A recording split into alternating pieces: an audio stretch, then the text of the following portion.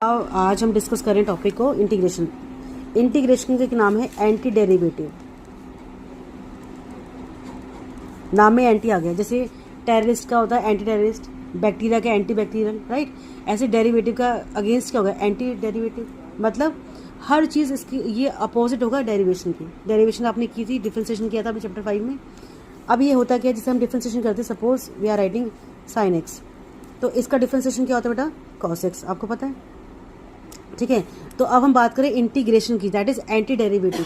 तो कैसे अप्लाई करेंगे इसमें, इस डी एक्स को अपने इधर विद रिस्पेक्ट टू एक्स होता है ना, इसको अपने वहाँ फेंका उस तरफ, यहाँ आ गया साइन एक्स, और इस डी को हटाने के लिए हम क्या लगाते हैं यहाँ पे, इंटीग्रेशन का सिंबल।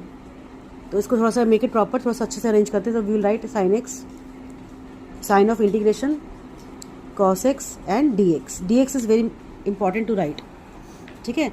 जैसे हम लिखते हैं ना विद रिस्पेक्ट टू एक्स होना चाहिए, बहुत इंपॉर्टेंट है। तो यही चीज़ वहाँ जा रही है उस तरफ, और इस डी की जगह यहाँ पे क्या लग रहा है, इसका एंटी डेरिवेशन का सिंबल लग रहा है, that is the symbol of integration.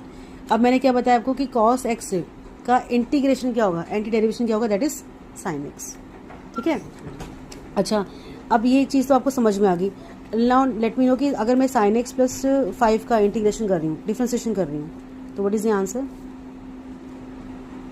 अगर हमारे पास साइन एक्स प्लस 5 है, तो अगर मुझे उसका डिफ्रेंसिएशन करना तो क्या आएगा, साइन एक्स का अगेन कॉस एक्स आ जाएगा, और being the constant it will be 0।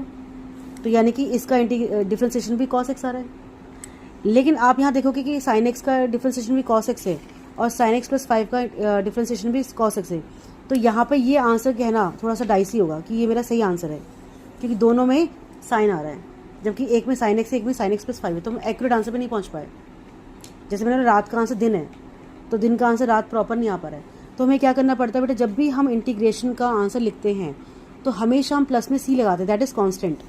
कि अगर कोई कांस्टेंट रहा होगा जिसमें एक्स नहीं होगा, that is free from x, तो वो इंटीग्रेशन, वो डिफरेंशिएशन में 0 हो चुका होता है।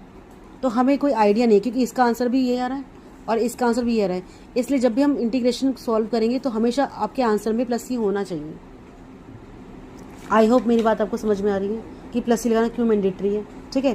तो अब ये आपका आंसर पूरा प्रॉपर बन चुका है।